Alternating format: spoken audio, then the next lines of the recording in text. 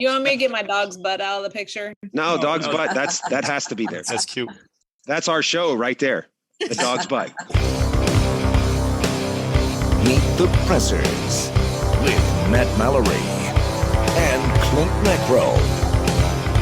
Brought to you by Public Safety and Education and the Trigger Pressers Union.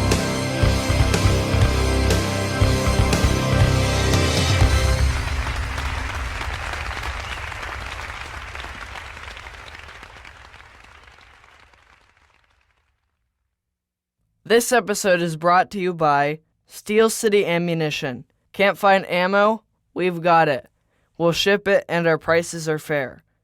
Mountain Man Medical. The right medical training and gear should be accessible to every American.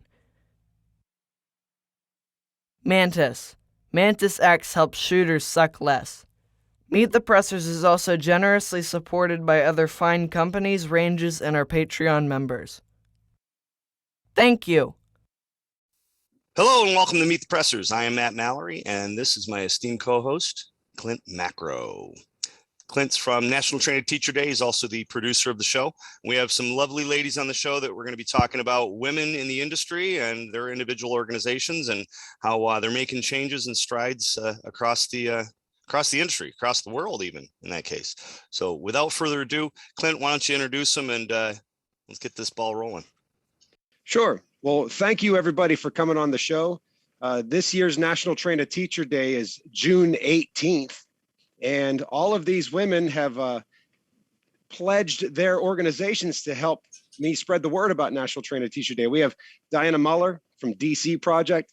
We have Robyn Sandoval from A Girl and a Gun, and Michele Camp from the Armed Women of America, AKA, or formerly known as the Well-Armed Woman. So Michele, when you get the chance to take the mic, I'd love for you to talk a little bit about how that evolution has recently taken place with that organization.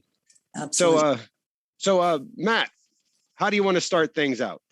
Well, why don't we go in order on the screen, just across the top? Dianna, I guess you want to go ahead and let us know a little bit about your organization, what you have going on, any special events or anything like that's coming up, and what your charge is. The charge is to save the world, like everybody's charge. Amen. But the DC Project is Women for Gun Rights, and we are organically becoming a counter visual and counter voice to Moms Demand Action. If people aren't familiar with Moms Demand Action, they are very much Antifa in skirts for our legislators. And they have been terrorizing our legislators for a long time without really having any kind of pushback. And when I started the DC Project in 2015, 2016, I had no idea really that this is where we would hit our stride, but I really do feel like we've hit our stride in that we have become a successful counter to them. We are testifying. We have testified in the Senate and the House Judiciary Committees several times. We are just trying to make sure, get people engaged and stirred up and make sure that they understand that it's up to us to take back the reins, and we're trying to use the female voice to do that. Very cool. So when you started in the what was your original goal or the original mindset when you started it? Because like you alluded to, it's kind of changed direction a little bit, right? So right. What was the focus? Just to get women involved in politics? Was that kind of not really at all. It was, I was sitting in a congressman's office and I said, hey, is there something I should be doing as a professional shooter to educate people in this building that are making some really horrendous decisions that affect us all?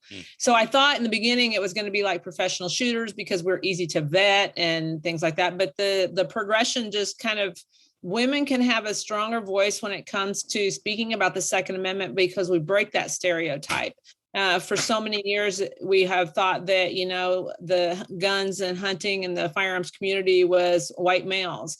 And now we're really, hitting a different vein of, it's for everybody. It's a constitutional issue and it is not a partisan issue. So we're just really, I'm calling on all Democrats out there listening to us that it's right now, it's your time to take the charge and beat out the fires that are going on in the Democratic Party, because there's a lot of Democrats out there that recognize that the Second Amendment is not a partisan issue.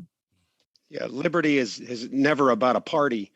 And we can look at some of the things that have happened nationally, and Joe Manchin has really helped us stave off some disasters when it comes to the Second Amendment. Too often, law-abiding gun owners are very ignorant when it comes to the politicians and to those that they elect or that they vote for or not vote for. And folks think, the R means that they're pro-gun or the D means that they're anti-gun, and that may be the case to a degree with. If you look at it as just a group of people, but when you talk to each individual person, we just recently passed constitutional carry and strengthened preemption in Pennsylvania. The governor vetoed constitutional carry, which we knew he would do that. But we had quite a few Democrats get on board with both of those pieces of legislation. And there's a Republican in the East, and he voted against them. So just because they have an R or D next to their name does not mean they're pro or anti-gun. What was it that brought your organization into helping spread the gospel on National Train a Teacher Day? Well, I think it's so important that we be able to protect our kids, and our teachers are our front lines. And if we can just get past this hurdle of thinking that guns are bad and that guns can be used for good, I feel like we could really do a huge service to our whole nation. What I'm really excited about this year is that your National Train a Teacher Day falls on the same day, the same weekend as the DC Project Team Match. We have a fundraiser team match in mid-Missouri. So we're actually going to incorporate that into National Train a Teacher Day, try to get not only teachers, but some media exposure out of it as well. Very cool. Cool. Excellent. Matt, I kind of took the stage away from you, brother. No, that's fine. That's fine. Excuse me. Robyn, same spiel as far as what's your background, what's going on, how's the organization? Give us the lowdown. What's new? What's up and coming? Oh, there's so much new with A Girl and a Gun. We're coming into our 11th year now. Lots of great things happening with chapters across the country. And like Dianna, we're just trying to get more women involved in the conversation. I always say that when I meet with members of Congress, I tell them that moms that make demands to take our rights don't speak for moms like me. And I find that as women in the industry, we really have to step up and lead that charge to educate women on how to have those important conversations at home. And like we say at A Girl and a Gun, marksmanship skills are developed at the range. We have a lot of really great programs to help women learn the skills to be safe and proficient gun owners. But hearts and minds are changed at the dinner table. And by having those important conversations with moms around the dinner table, they take those conversations home. And now we've just affected generations of Americans that can speak up for their gun rights. So it's really important for all of us to get involved in that conversation. And there's just so many conversations to be had, so much excitement going on. So it's a really exciting time to work with women, especially with 11 new women gun owners coming into the community for the past couple of years. So there's just a lot going on in terms of training and also in terms of personal development and really getting the word out about the fun that women can have at the range. Yes, we're teaching them skills to protect the lives and the lives of their families, but it's so much fun to shoot with other women. And that's really where we shine. Yeah, for sure. And it's neat for me to see this being in the industry for so long and military and law enforcement and seeing the surgence of women coming into it. And then, leaders coming out of that are stepping up to say, okay, we need to have, organization, we need to have a voice in politics. It's pretty awesome to see that. So. One of the things you mentioned about having fun, I think that's important for us as leaders to keep in mind. Too oftentimes with any type of like gun instruction, it's very, very serious because we're talking about, potentially ending the life of another human being that's attacking us or our family. But it's important that we have fun on the range while we're getting people into using firearms and exercising their Second Amendment rights. One of the things I try to impart to my instructor candidates when I train them is, we can't always guarantee a positive outcome in a class. Someone may not be as fast as they wish they were, or someone may not shoot as tight a group as they want to, or they may not be as fluid with getting out of the holster as maybe they wanted to. But we can sure facilitate a positive experience for those people. And if we can do that, then they're more likely to want to come back, continue to train, develop themselves as their own family first responder, and bring a friend with them next time. Yeah, exactly. And that's really what our mission is. I mean, really, as all gun owners, it's to extend the invitation. I was strongly anti-gun for most of my life. And it wasn't until I realized that I was my family's first line of defense. And that's really what changed the messaging for me. And so I've been able to have that conversation with thousands of other women who felt the way I used to feel, and have those conversations to show them that you can change your mind and you can learn more and you can become your family's first responder. And a whole new world of firearms awaits you that you didn't even know existed. Sure. Yeah, you're empowering women by stepping up as leaders, but then also even on that level with being anti-gun and coming on board, you give a different angle, Robyn, to talk to people that, maybe are anti-gun that don't know. The analogy I always use is like a fire extinguisher. You have a fire extinguisher at home, but you're not expected to be a fireman. Well, you have a gun at home and you're not expected to be law enforcement. They're both tools that can be used to save a life. So learn how to use them, learn how to wield them, if you will. So cool. Well, what I want to do is, Michele, I want to ask you next. And then after that, I'm going to talk to Klint about National Trained Teacher Day. And then I got 2 questions I'm going to ask all you ladies. And I'm going to say them now so you can ponder and think in the back of your head, because I don't want to catch you off guard or stump you. First one is biggest organization struggle. So like something that you're like, this isn't going to work, or this is the biggest triumph or biggest thing that we've overcome. And the other thing is the best memory or accolade. And that actually might even be the same thing for some of you. So just keep that in the back of your head. We get done with Klint, we'll come back, circle back around. And without further ado, certainly not last but not least, Michele. Well, hello. Thanks for having me on. It's an honor to be with both of these ladies, because for me, I didn't come into the Well-Armed Woman or Armed Women of America to do what I'm actually doing now. I was just looking for girls to shoot with. I just wanted to go to the range and not be by myself.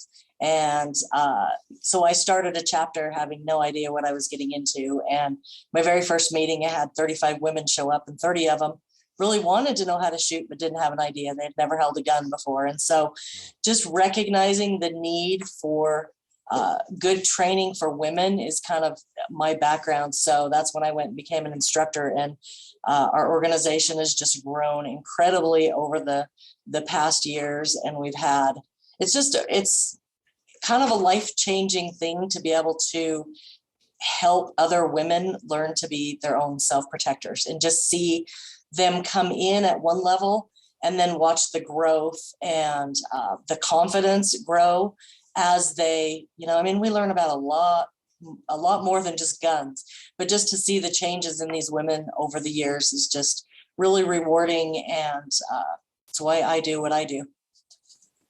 Very cool. Well, we're glad you do what you do. Thanks, you too. Can you speak to the evolution of what's happened with the well-armed woman turning into or splitting off, or explain how that works, that now it's the Armed Women of America? Absolutely. So we originally started back in 2013. Our founder, Carrie Lightfoot, started a holster company, the Well-Armed Woman.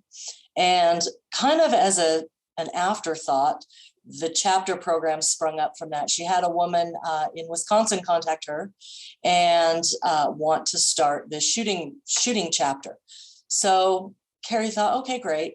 Well, then it just exploded. I mean, we had such phenomenal growth so quickly that it seems like for the first 5 years, we were just behind the 8 ball, just trying to keep up with everything because of what was going on. So in 2015, we transitioned to a nonprofit, and our name was TWA Shooting Chapters, which stood for the Well-Armed Woman, but really wasn't the Well-Armed Woman. So over the years, we have had such confusion with the difference between the Well-Armed Woman, which is Carrie's for-profit business, and the Shooting Chapters, which is a nonprofit. That even got more confusing when Carrie had to step away about a year and a half ago to deal with some family issues that she's got going on. And so people were just confused, and we thought, rebranding is a nightmare, but it was something that we really felt like we had to establish the difference between the Well-Armed Woman and our organization. So after much blood, sweat, and tears, we came up with Armed Women of America, and we're currently undergoing that rebranding now. We will still stay legally TWA Shooting Chapters. That's the name of our nonprofit, but we will be moving forward with the nonprofit, the DBA of Armed Women of America. Very cool. That's an amazing evolution to take on. And Firearms Owners Against Crime in Pennsylvania, we are splitting off into a PAC and the Institute for Legal, Legislative, and Educational Action. And it's an amazing process, and it's a frustrating process, and it's a confusing process. So amazing. That's a different word to use for it. Yeah. Amazing Well, process. And hopefully in the long run, it's going to be generate less confusion. Right now, people are confused, but hopefully going forward, we're going to quell all the confusion and everyone's going to be crystal clear. I think you'll get some new buzz from it too. I mean, changing, I like that, a new name. Oh, what's this? People are going to want to research and find out what it's about. Even though, you've been around. Wow. Yeah. When we started National Train a Teacher Day, Grant Gallagher and I, a couple of years ago, we reached out to a lot of different people to help us build up the instructor base, and got in touch with Carrie. And although she didn't come out publicly like endorsing it or just anything like that, because we just didn't have time to do that. And granted, the first year we came out National Train a Teacher Day, it was somewhat controversial, but she sent out some emails to all of the chapters. And I tell you what, if it weren't for the well-armed women, I don't think we would have had near the success that we did on the first year of National Train a Teacher Day. I think that's very, very true to say. Yeah, I remember we have a great grassroots team that's really passionate all across the country. So it's a great way to kind of spread something quickly. Yes. Klint, tell us about National Train a Teacher Day. Oh, yeah. Well, talk about it. Yeah. Well, National Train a Teacher Day started shortly after Parkland. If you guys remember the horrible act of evil that took place in Florida. And as we were watching it unfold on the news and learning about responders and learning about the victims and learning about the person that did it, I got a phone call from Grant Gallagher. Grant Gallagher is a training counselor and an instructor out in New Jersey. He's someone that I'd worked with at the NRA recently, or just prior to that. And Grant said, dude, we got to do something. Actually, that's not at all what Grant sounds like. If you guys have met Grant, he sounds like Scrooge McDuck. He's from Scotland, so he has a very thick accent, but I won't try to do an impression of him. But he says, dude, we got to do something. I said, well, what? I mean, we're seeing this happen. Like, what can I do in Pennsylvania? They're down there. And he says, we got to train teachers, man. We got to offer training to teachers. And I said, well, I already do that. I know you do that. And he says, yeah, a lot of people do that. He says, we need to do it like as a grassroots movement on a particular day of the year. And I said, what, like National Train a Teacher Day? He says, that's it. So that was the beginning of it. And within 2 days, I had the website set up. I had emails sent out. Within a week, I got the logo done, and we were kicking it. The first year, I think we had a 3-month lead time. So we came out the first year, and we had almost 1,000 teachers trained that year, and we were offering free training, basically instructors, whether they're professional, part-time, NRA, USCCA, law enforcement instructors, that were offering free training to teachers, school staff, and administrators on that particular day. And the deal was offer everything for free for those folks so they can come in and maybe learn some first aid training or some awareness training or gun training, gun handling, just basic gun safety, or even concealed carry. Or, there were some folks that were, qualified to do so, were actually teaching like Alice training and mass shooter threat type training. Well, first year went pretty good, and we were very pleased with the amount of people that stepped up and volunteered. So the second year, we decided to expand the training to folks that work with youth in a leadership capacity. So that could have been, Sunday school teachers, preachers, rabbis, football coaches, Boy Scout coaches. So came out that year, and that was the year that USCCA came on board as an official sponsor, and they offered free training materials to instructors that would teach their curriculum. Right after that, we got Sabre in. Sabre came on as a sponsor too. Sabre pepper spray, Sabre red, and then Taser. Well, each year it's grown. Last year, or what was that last year? Yeah, last year we had to negotiate the COVID stuff. That was a little bit of a disappointment. We had a date originally booked earlier in the year, and then we had to move it because a lot of people weren't able to get their ranges and get their facilities. But this year we're hitting it hard. And with the help of you ladies and your organizations, we're really hoping to reach thousands of teachers, school staff, administrators, and people that work with youth in a leadership capacity. And I'd like to do it in all 50 states. I'm like 2 states shy of all 50, actually maybe 3.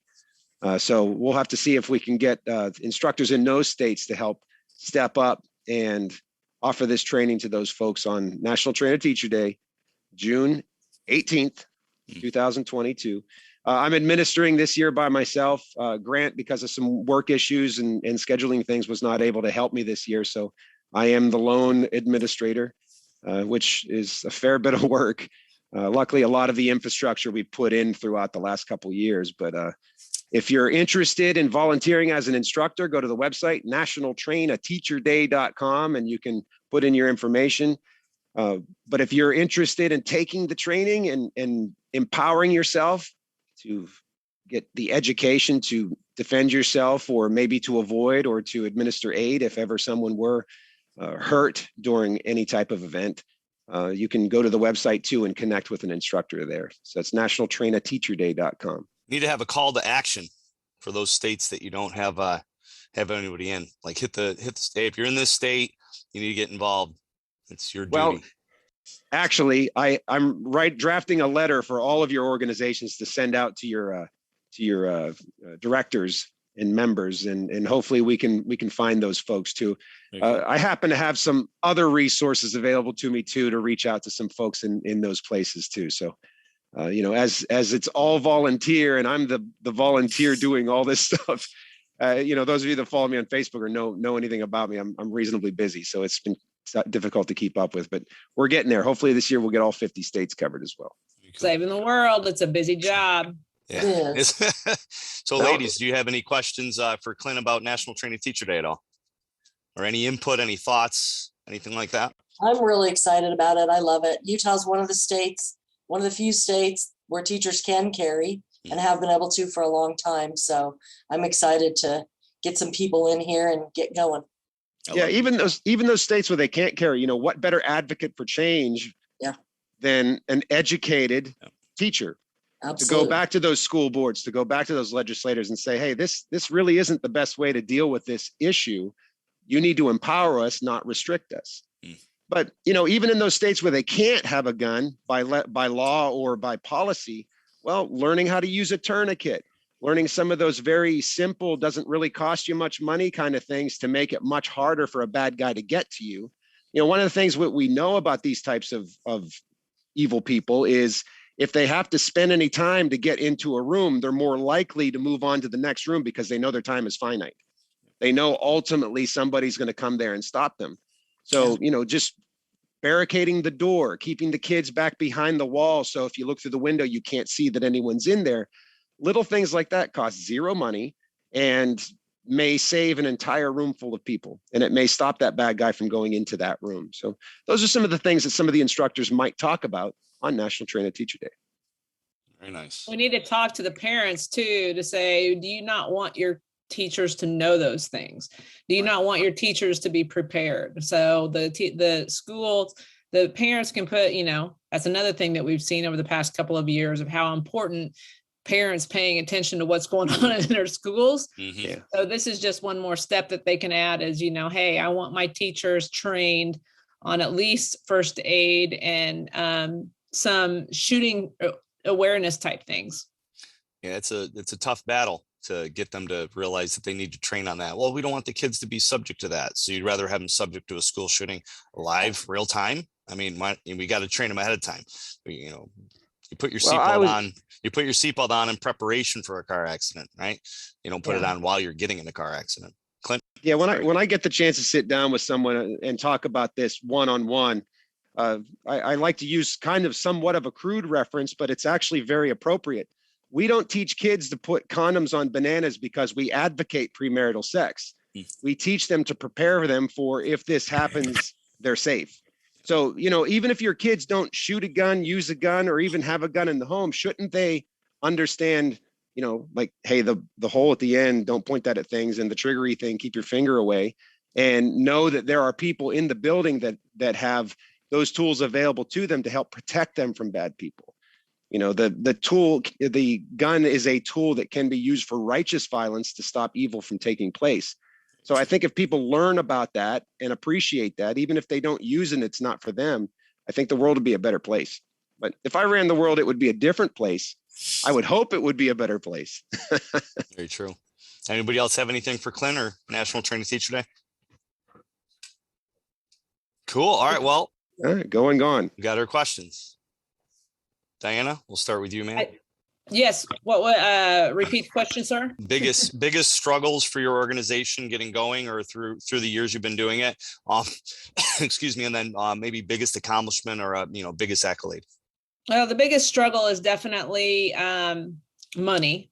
Moms Demand has a $60 million budget in 2020. I don't know what it was in 2021, but they are Bloomberg funded. And so basically I watch what they do and I try to do what they do, but they have so much more resources than we do. So this year has been my first year of unapologetically going to companies and people and saying, hey, it doesn't cost anything to join the DC project, but we need our community to support us in order for us to be able to defend their rights.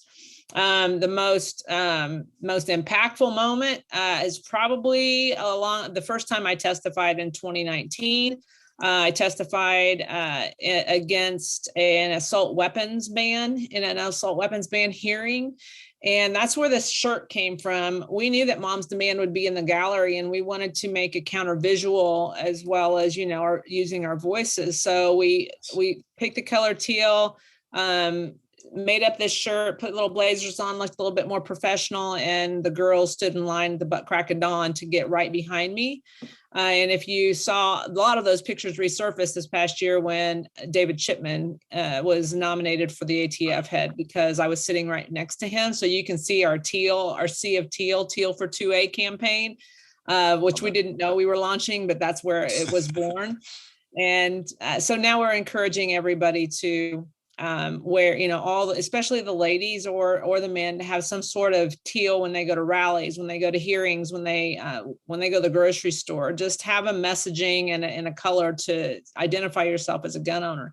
But testifying in that kind of, I was one of two people that were pro 2A on a panel of 7, so there are 5 against, and realizing that it was up to me and this other lady to represent our entire community and say something impactful that was going to stop something horrible from happening was very, very stressful, to say the least, but very honored to be the one to do it. And I think it worked out okay. I did actually accidentally say, I had so many good things to say. I mean, like I wrote for days on end and I had so many great things to say. And then the only thing people heard was when I said that I would not comply and that's all they heard. So that kind of blew up, and now we have I will not comply. Well, I can tell you, I was teaching that day, so I was not able to see the testimony. And Kellyanne Pigeon sent me a cell phone video of it, and it went bing, and I stopped the class and I played it for the entire class, and everyone stood up and clapped. We were so proud of you. You did an amazing thing for Liberty that day. Oh, thank you. Thank you. Very cool. I'll never forget it. That's awesome. Robyn. Gosh, it's hard to follow that one. So I would say our biggest challenge is time to do all the things we want to do. So we have our chapters are hosting events every day of the week. We host, Juliana and I travel, and we host training retreats regionally, pretty much on a monthly basis now. And then, of course, 3 times a year, we have our big national events. Which kind of segues into one of the biggest accolades is just our national conference. It's not even one particular moment. It's just our national conference is pretty incredible. It sold out with 550 women in 46 hours. We added more spots and it's still sold out. And just the demand and women coming together to celebrate each other. That's actually the theme of this year, is celebrate our rights, to celebrate the freedoms to train together and to be together, to travel. All of it is just an incredible thing. I have so many amazing memories from different conferences over the years that it's hard to pinpoint one. Can I brag on her real quick? You may not know, but we have a really cool logo, and this woman is she's like gold. She is the one that did our logo. She's our IT guru for the DC project. So not only has she got this whole a girl and a gun plate that she keeps spinning, but she's also integral part and board member, advisory board member, and regional director for the DC project. So I want to say thank you and recognize Robyn for all her work. Very cool. Didn't know some of that. Whole world, huh? Yeah, very true. Yeah, kind of like you guys. It's a busy life, but I'm living the dream. I get to hang out with really incredible people and do incredible things and try to make the world a better place. Awesome. Very true. Very true. Michele. Oh, wow. I think our biggest struggle has probably been trying to keep up with standards across the board because we're an all volunteer organization. We have 600 plus leaders, and I'm sure that you guys have seen that just because somebody's an NRA or USCCA instructor doesn't always mean everything is just peachy. So a couple of years ago, we implemented a standards and instructional development program, which was extremely painful, but I think in the long run has been really good for us, where all of our chapter leader instructors now have to go through our instructional standards program in order to be certified as an Armed Women of America chapter leader instructor. So they have to produce videos about the shooting fundamentals and safety and actually demonstrate their shooting capabilities on video. And so it was a really huge struggle. But in the long run, it's really ramped up our level of the education that we're providing to our 10,000 plus members across the country. So even though it was another painful thing that we had to go through, it's really made us a better organization. So nice. That's probably been our biggest struggle, is just being able to make sure that we're delivering a quality product to our members across the country. Smart. Yeah, it had to be done really, because you guys all know how that goes, and it was painful. We lost some leaders that didn't want to have to go through that and didn't want to prove their worth as an instructor. And so it was difficult, but now everybody kind of, when we onboard new leader instructors, it's just what you have to do and they just do it. And it's been really good. So as far as accolades or memories, oh my goodness, so many. I mean, I've met such amazing people in the industry through our organization and our national leader conferences. And kind of like Robyn said, when you get together at a national leader conference, it's really like nothing else. It's just, it kind of recharges and re-energizes you and lets you know that what you're doing really is important, and not just important in training other women that are coming into our organizations, but in having a sisterhood of women that we can talk to, that understand what we're going through, that kind of get us, because I think a lot of us in our normal lives, not all of our people really get us. So it's nice to have that kind of a group of women that you can talk to that really do understand you. So very cool. Yeah, I had a saber pepper spray. I had one of the local chapter, Syracuse, reached out to me. This was probably 4 years ago, and they're like, "Yeah, we want to do a class for 30," and I'm like, I'm only supposed to do 12. Let me get approval. So Saber actually approved it, and we did it, and they actually sponsored it and sent us some kits for the class. So it's pretty cool. So yeah, that's awesome. Our leaders are doing amazing things all across the country. So it's really cool to see. Thank you. Klint, same questions for you. Oh, you didn't give me time to think about this. I didn't. You thrown me under the bus. I did put you on the spot. Well, as far as I think time is a thing, that's definitely a thing that I have a lack of. After this airs, I'll get 20 people volunteer to become to volunteer their services as an instructor on National Trainer Teacher Day. And it takes me approximately 7 minutes to put one person into the website. So do the math. So there you have that. It takes a long time to do that. But, there's a lot of stress involved. I want to get out and teach, but I don't often get to have a big class on National Trainer Teacher Day because I'm doing the administration stuff, which is frustrating. But also I see all the good that the other folks are doing, and I see that I'm helping them do that. So that makes me feel good about it. As far as like moments, I'd actually like to comment on two if I could. The first year we did it, we had a couple of live interviews, radio interviews, some things that happened leading up to it.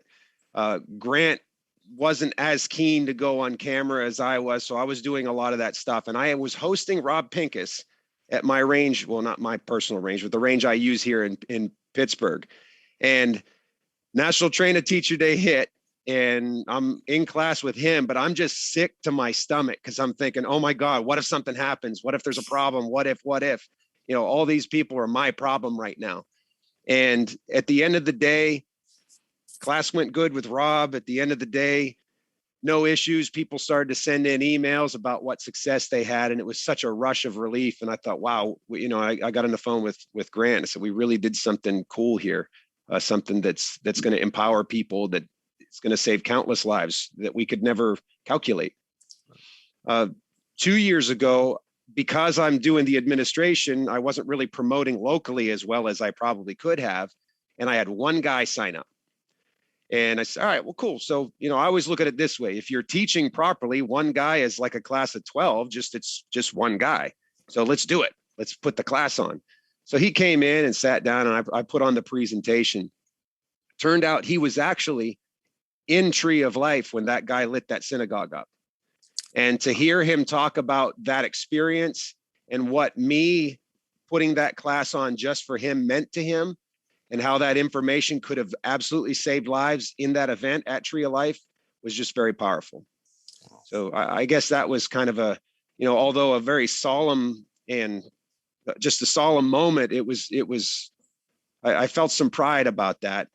But the thing I felt best about was how he left there feeling empowered. And he said something like that will never happen to me again. Awesome. And it was pretty cool. It's cool. That's why we're doing what we do, right? I always say, yeah. I love what I do, but I hate that I have to do it. What I love about Train the Teacher Day, though, is it gives us the opportunity just to talk about the topic of hardening our schools, making our schools safer, encouraging parents to have those conversations, encouraging our police departments to talk to school administrators. I find that so many people just bury their heads in the sand and think somebody else's problem, somebody else has got it.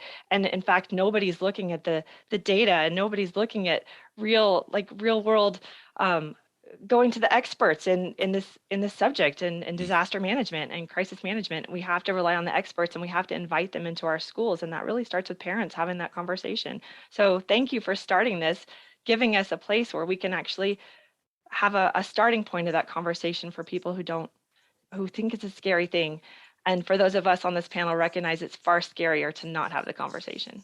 Well, as I said before, a lot of instructors were already doing this. All we did was just get everyone to gaggle together and bring more light to it by offering it on that day. I appreciate that, though. Thank you.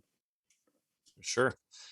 Ladies, any closing thoughts? We'll start with Dianna. Any closing thoughts, and how can people find out more about you and get involved? Well, thanks again for having me on. The DC Project is at dcproject.info. And like I said, it's free to sign up, but we really want to just plug you into our army of women and to be able to just be informed on, you know, we don't want to be another Second Amendment organization. We don't have our finger on the pulse. I explain it this way. We just want to be like the trunk monkey. You deploy us, where these other organizations that do have their finger on the pulse of what's going on legislatively, we get deployed. And that's where, you know, we just need a pool of women and men to be able to respond to that call. Very cool. dcproject.info. Super. Robyn? Yeah, so everything about A Girl and a Gun can be found at agirlandagun.org. We are on the front line to training women, welcoming new gun owners, and offering experienced gun owners a lot of opportunities in defense and competition. So we invite all women to come out and join us. And we love getting involved with other conversations about advocacy. Like Dianna, we're ready to be deployed to be that countervisual. We really want we're really changing the face of the American gun owner, that it's moms, and the mom's voice will go really far. Very true. Thank you. Michele?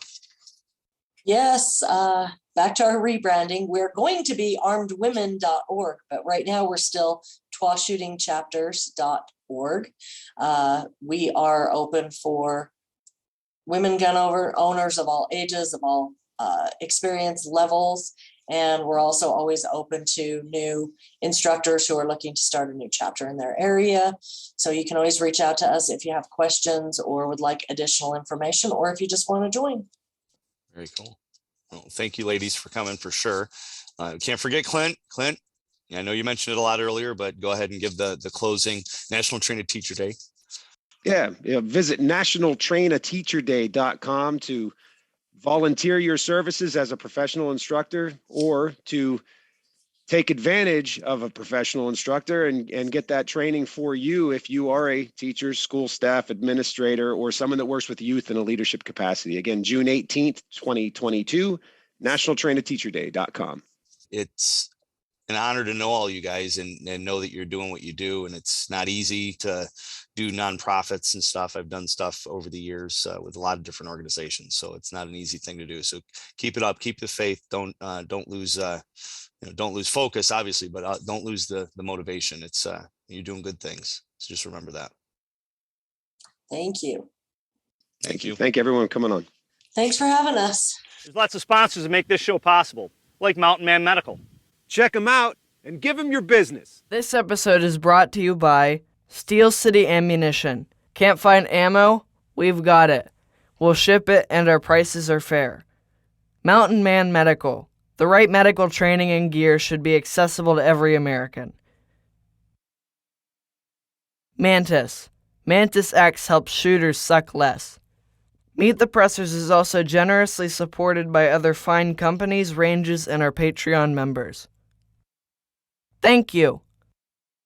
Thanks for watching or listening to our show.